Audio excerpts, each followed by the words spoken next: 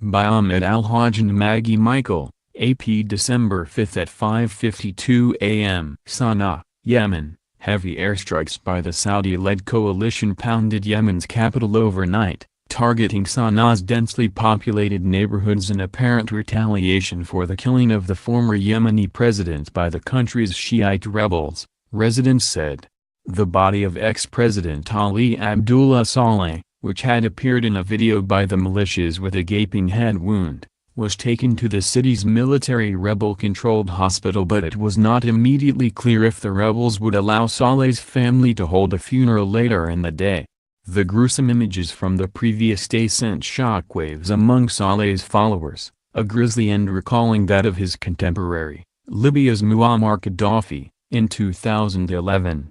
Saleh's son Salah said on Facebook on Tuesday that he won't receive condolences for his father's death until after avenging the blood of the longtime strongman. Salah also urged his father's followers to fight their former allies, the Shiite rebels known as Houthis. From Cairo, Arab League chief Ahmed Abulghat issued a statement Tuesday denouncing Saleh's assassination at the hands of criminal militias, and warned Yemen's situation could explode further and worsen humanitarian crisis. The League spokesman, Mahmoud Afifi, quoted Abulghat as saying the international community should label the Houthis a terrorist organization. All means should be tackled for the Yemeni people to get rid of this black nightmare, he said. Saleh's slaying likely gives the rebels the upper hand in the days-long fighting for Sana'a, while also shattering hopes by Yemen's Saudi-backed government that the former president's recent split with the Houthis would have weakened them. That would give Yemen's internationally recognized government and the Saudi-led coalition backing it in waging war on the Houthis a chance for a turning point in the stalemated conflict that has brought humanitarian disaster. But with Saleh's forces seemingly in disarray, it was not immediately clear if the Saudi-led coalition will be able to turn the split to its advantage in a war. Many Sana'a residents remained hunkered down in their homes, fearing the rebels and the Saudi airstrikes, they said, speaking on condition of anonymity for fears for their safety.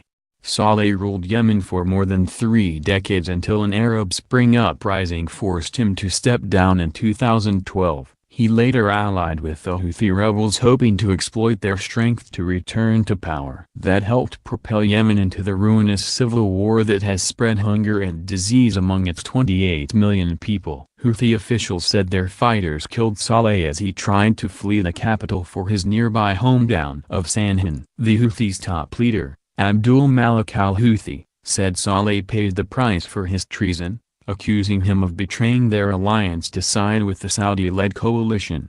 Houthi and Saleh loyalist forces have been fighting in Sana'a since late last week. The Saudi-led coalition has been hitting Houthi positions with airstrikes, hoping that having Saleh on its side after his split with the rebels could provide a foothold in the capital for the forces of the Saudi-backed president, Abed Rabbo Mansur Hadi. From the Saudi capital, Riyadh, where he has been in self-imposed exile for most of the war, Hadi tried on Monday to rally Saleh's allies to keep up the fight against the Houthis. When Saleh left power, he stayed in the country and kept the loyalty of many military commanders, splitting the armed forces between himself and Hadi. Saleh's forces were key to helping the Houthis overrun Sana'a in 2014 and then much of the north and center of the country. But over the past year, the Houthis appear to have undermined Saleh, wooing away some of his commanders, strengthening their own fighters and reducing their need for him. It appears that pushed Saleh into flirting with the coalition, ultimately leading to the breakdown of the alliance with the Houthis and the recent outbreak of clashes. The fighting has brought new suffering to Sana'a's residents. Many said the night was shattered by the sounds of gunfire and children screaming. Witnesses said the bodies of slain civilians and fighters littered the streets as no ambulances were able to reach the area.